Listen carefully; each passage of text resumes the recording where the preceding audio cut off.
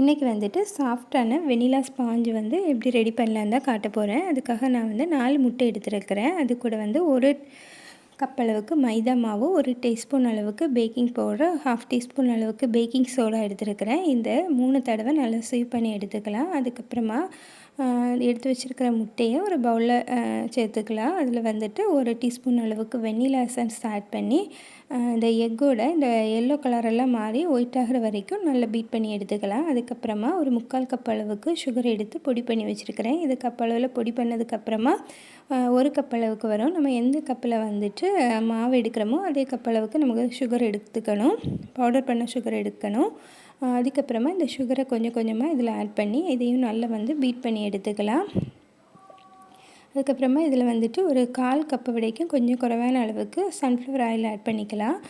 இந்த ஆயில் வந்து ஃபஸ்ட்டு ஸ்பீடில் போட்டு லைட்டாக வந்து ஆயில் மிக்ஸ் ஆகிற அளவுக்கு பீட் பண்ணி எடுத்தால் போதும்.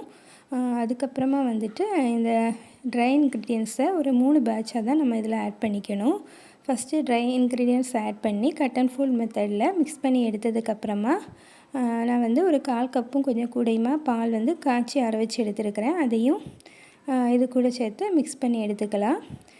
கடைசியாக நம்ம எப்போவுமே வந்துட்டு இந்த ட்ரை இன்க்ரீடியன்ஸ் தான் வந்து ஆட் பண்ணிக்கணும். கடைசியாக வந்து நம்ம பால் சேர்க்கக்கூடாது. இப்போ பேட்டர் வந்து ரெடி ஆயாச்சு.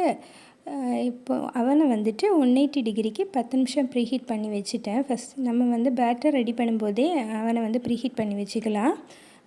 இப்போ இந்த கேக் வந்துட்டு நான் 1 kg க்ரீம் கேக் பண்ணுறதுக்காக தான் ரெடி பண்ணி எடுத்துருக்கிறேன். நமக்கு வந்து இந்த ஸ்பாஞ்சோட வெயிட் பார்த்திங்கன்னா 1/2 kg அளவுக்கு வரும்.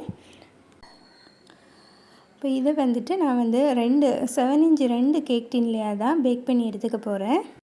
இதை வந்துட்டு நல்லா டேப் பண்ணி கொடுத்தோன்னா இதில் உள்ள ஏர் பபிள்ஸ் எல்லாம் போயிடும்.